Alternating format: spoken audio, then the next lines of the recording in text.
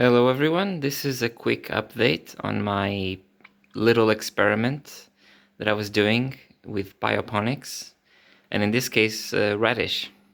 This was my first time growing radish, so I didn't really know how the plants would look, and when I come here every day you can see that the plants don't especially look lush or happy, and I just assumed that okay, it wasn't doing so well, there must be something wrong that I was doing. So I was ready to just transplant them somewhere else and go on with my life and just let them live somewhere else. When I was about to pull them up from these holes here, I noticed that you couldn't really pull them up. So imagine my surprise when I lift this and I actually see that radish has grown, and not bad size at all. Let's see if we can focus here. So this is radish. Yeah, something you can eat raw or cooked. And I was quite surprised that it actually worked. So for context, this is for those that don't know, this is the bioponics system. This system in particular, as you can see, it's an organic system, so there is some particles.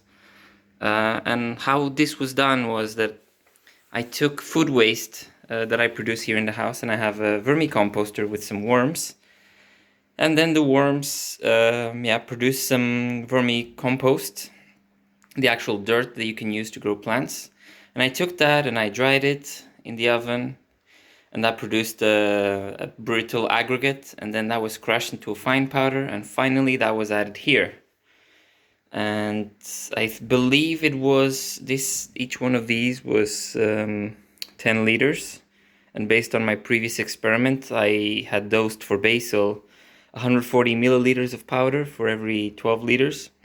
So I kind of doubled that for this one, and I added 200, almost 300 milliliters of powder in both. And one of them had an air pump with an air stone, and the other one hadn't. But I can't really tell any difference. This is the one I just harvested, that it's gone, to see if it was tasty.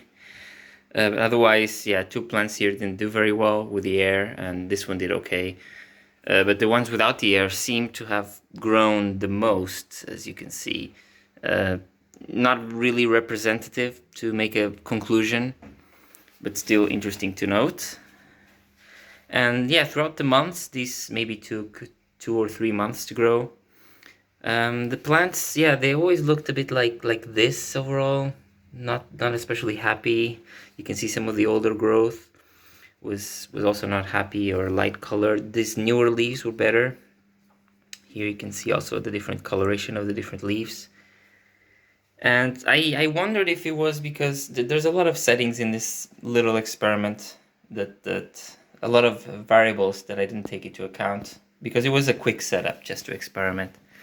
So first of all, there is of course the light. So there is the window right there, and some of them get more light obviously than the other ones, so that could be a factor. Then there is the heater here. It's not been especially warm, but that could have played a role also. Sometimes I open the window and there is wind, so these might have gotten more wind than those ones, and the wind might have affected beneficially the growth also.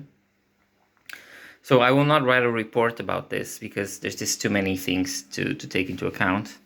But it is interesting to know that it is possible to take food waste and transform it into radish, as you can see. And it's not a bad radish at all. I tasted it and it's tasty. Yeah. So if you're keen on trying this, if you have already the vermicompost or worms to make your own vermicompost, like I said, this was 10 liters, more or less. These are two systems, so 10 liters in each, and in each I added about 300 milliliters of that powder after it's been crushed and dried and all of that. And yeah, apparently the kratky mode, or the passive mode,